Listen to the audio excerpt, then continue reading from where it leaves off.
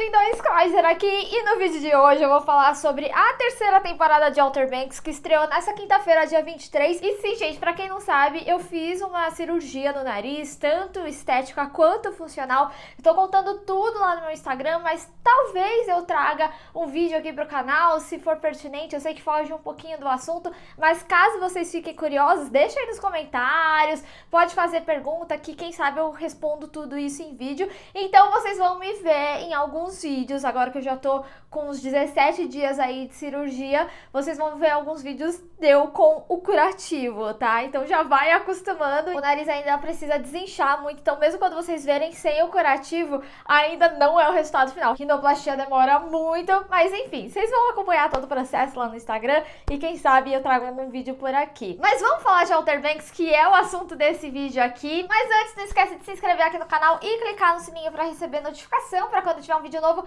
que eu sempre trago as novidades dos filmes e das séries aqui pra vocês, o quanto antes vocês sabem.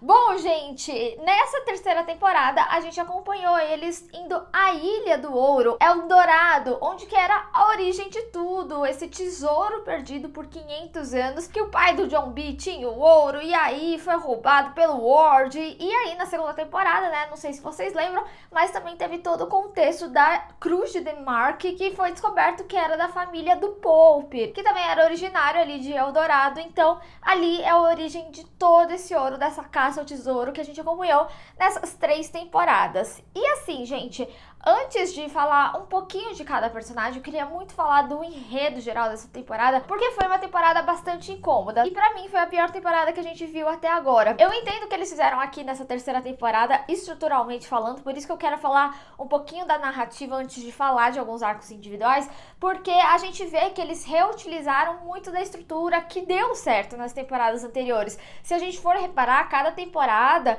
ela introduziu um tesouro diferente, né? Primeiro era todo o assunto do ouro, da traição do Ward com o pai do John B, que eles trabalharam juntos no passado e foi o responsável pela morte, né? Tinha personagem que podia continuar morto, mas já vamos chegar lá.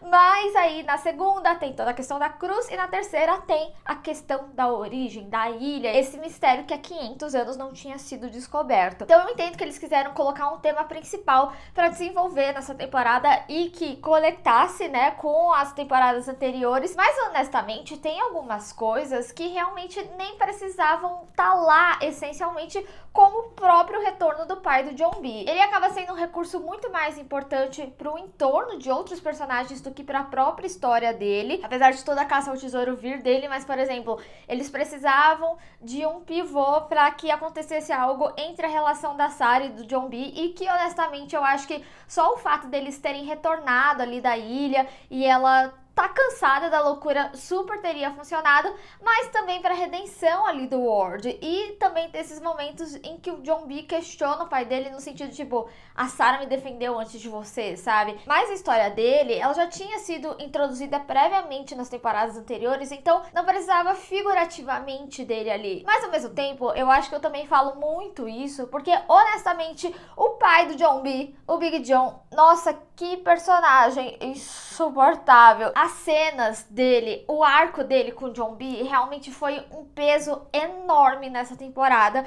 Eu honestamente não sou muito fã quando os enredos ficam muito separados, mas tem alguns enredos aqui que a gente compreende o porquê deles serem separados. Tipo, toda a questão ali do Pope é super compreensível, faz muito sentido, é uma questão de herança, é uma questão da família. Então toda a descoberta das origens, além de ser totalmente importante pro background desse personagem, e foi um arco que eu particularmente gostei bastante, faz sentido com que seja separado ali na sua descoberta, porque aquilo tem uma suma importância pra ele. Assim como o JJ e a Kiara, apesar de ter achado que o roteiro teve algumas decisões muito extremas que pra mim não fizeram muito sentido, foram muito over assim as reações, tipo o lance do roubo da carteira do pai da Kiara. Eu compreendo o porquê, mas tudo que ocasionou ali e o que aquilo se tornou, acabou que pra mim não era esse copo d'água todo e etc. Mas eu preciso dizer que eu gostei muito que finalmente eles desenvolveram aquele arco da Kiara ir pra esse colégio interno. Mas eu também tenho alguns pequenos incômodos com relação a esse colégio interno, porque eu achei bastante problemático o approach ali do colégio, no sentido, tipo, a mulher falando assim,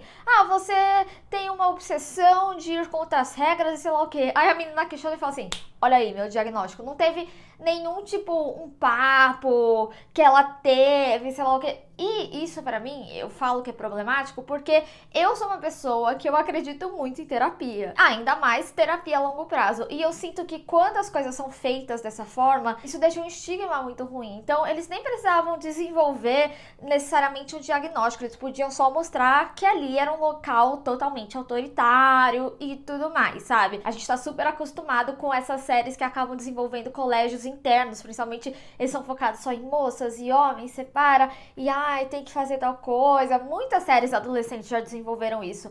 E aqui eu achei um pouquinho problemático só nesse ponto, mas o arco, o desenvolvimento em si, eu gostei muito, principalmente porque o JJ foi lá atrás dela e tudo mais. Toda a parte ali do Marley que ele inventou, eu realmente me diverti, gostei da declaração também. E tem outra coisa também sobre o pai do John B, é que eu honestamente não achei ele bom ator. Então, acho que muito da irritabilidade com ele, da interação dele, é porque era muito distoante da atuação dos dois, sabe? E eu vou ser totalmente honesta, todo elenco adulto novo que entrou nessa temporada, tipo assim, eu adoro o Ward, acho ele excelente, gosto do pai do Pope, gosto dos pais da Kiara e tudo mais, mas toda a parte de elenco adulto que entrou aqui em Outer Banks na terceira temporada, eu achei horrível. Gente, tem uma parte que eles usaram aquele clichê da pessoa que ela é morta, aí ela tá lá, meia hora estatelada, aí a pessoa acorda e fala, Neville.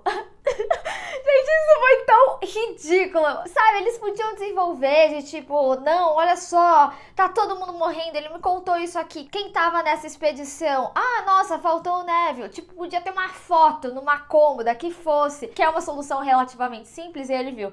Ah, Neville, ok, vamos então falar com ele. Não precisava dessa cena patética, sabe? A interação do cara ali, ainda mais com o pai do John B nessa hora. E sem falar também que eles colocaram esse vilão super over, que parecia que vinha de um cartel, né? E pra mim destoou muito a conexão aí na história, o Sign, né? A gente tinha muito bem estruturado essa parte do Ward e do Big John. Eu entendo que eles quiseram colocar, por exemplo, esse personagem pra ter uma crescente aí também, é uma escolha de roteiro, né? Pra ter uma crescente, cada temporada tá mais complicada. Agora, não é só a Cruz que valeria milhões, que inclusive, gente, o Rafe, na hora que ele derreteu, eu falei assim, meu, perdeu o valor, perdeu a singularidade realmente do negócio. Ele foi muito burro, muito burro. Mas ao mesmo tempo dá um pouco de valor de ver que aquele ouro que eles conseguiram, mesmo que pouco ali no final, também demonstraria que resolveria a vida deles, mas não que eles ficariam super milionários, tipo a família lá da Kiara e da própria Sarah. Mas eles colocam esse vilão, tipo, super extremo, justamente também para construir a redenção do Ward. Só que, de novo, acho que tem outras formas de fazer isso, reaproveitando o elenco que você tem. Não é porque é a terceira temporada, e eu entendo que é uma escalonação aí para as histórias. É muito compreensível o sentido desse direcionamento que eles quiseram dar, mas eu sinto que muitas vezes o mais simples resolve muito mais coisa e você consegue trabalhar melhor algumas coisas. E aí, antes de falar um pouquinho sobre o final, eu queria só puxar um outro aspecto que vai fazer muito sentido pro final que a gente chega, é que a temporada ela demorou muito para desenvolver as coisas. Tudo isso que eu tô falando vem dentro de uma problemática dentro da outra, quase como se fosse uma boneca russa. Você acha um problema e tira e vai e outro. E quando a gente tem esse início de temporada, gente, são 4 episódios pra ter a retomada para a história, para eles decidirem ir para Eldorado. Eu cheguei no 5º episódio falando assim, meu Deus, tá começando agora a temporada. Então ela era uma temporada que, por exemplo, poderia ter 8 episódios ao invés de 10, porque a gente teve 4 extremamente enrolados e tudo mais, e isso reflete o que a gente vê no final, que é um final extremamente rápido e que deixa, assim, umas pontas soltas que não foram resolvidas, sabe? Eles têm toda aquela cena emocional, morre de fato o Big John, morre de fato o Ward, os personagens que eram pra estar mortos nas outras temporadas acabaram morrendo de fato, e aí passam esses 18 meses pra dizer assim, saímos do colégio, agora somos adultos e somos reconhecidos pela nossa descoberta. Só que a gente vê que várias coisas que foram desenvolvidas nas temporadas anteriores, elas não têm consequência. Então, por exemplo, o fato da Kiara ter sido levada para esse colégio, a forma que ela foi tratada, não teve nenhum desenvolvimento no pós com os pais dela, nem deles terem ficado bravo que o JJ sequestrou ela de lá.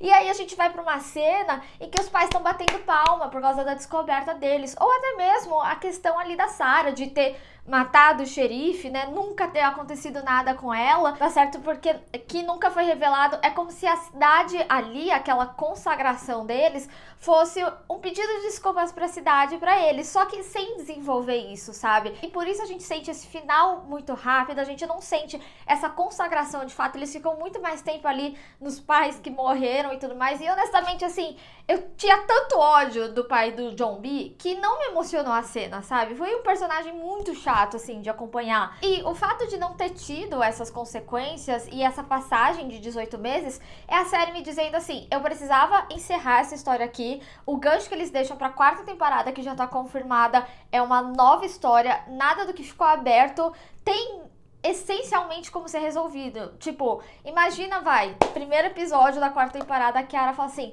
lembra 2 anos atrás, quando vocês me prenderam naquele colégio interno lá? Tipo, não faz sentido a polícia. Sarah, então, você lembra que você matou o xerife? Vamos lá pra delegacia. Não vai fazer sentido. Então, eles não vão desenvolver essas coisas, não vão desenvolver essas consequências.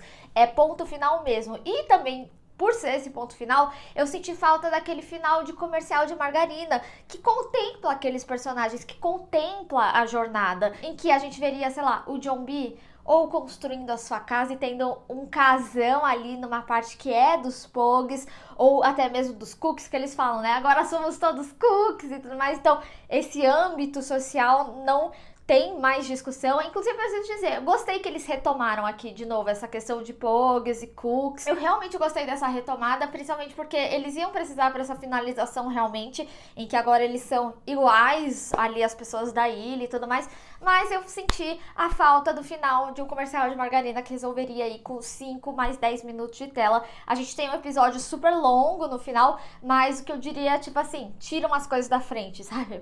Passa assim e desenvolve melhor esse final, sabe? Nem que seja uma conversa da Kiara com os pais deles falando, nossa, realmente, me desculpa, foi muito extremo.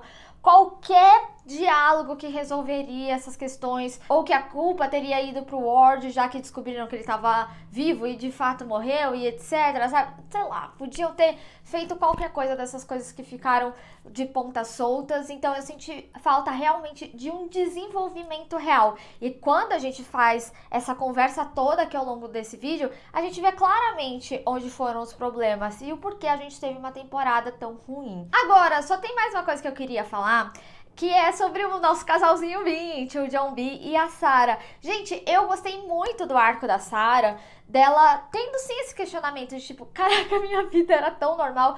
E eu preciso dizer, me irritou um pouco também o John B não compreender o lado dela, porque isso foi algo que foi utilizado na segunda temporada. Quando o pai morreu, ele tava feliz que o pai dela morreu, e aí eles tiveram alguns conflitos com isso, porque tipo, mesmo que ela não gostasse do pai dela, ainda assim era o pai dela. E aí teve todo um pedido de desculpas e tudo mais.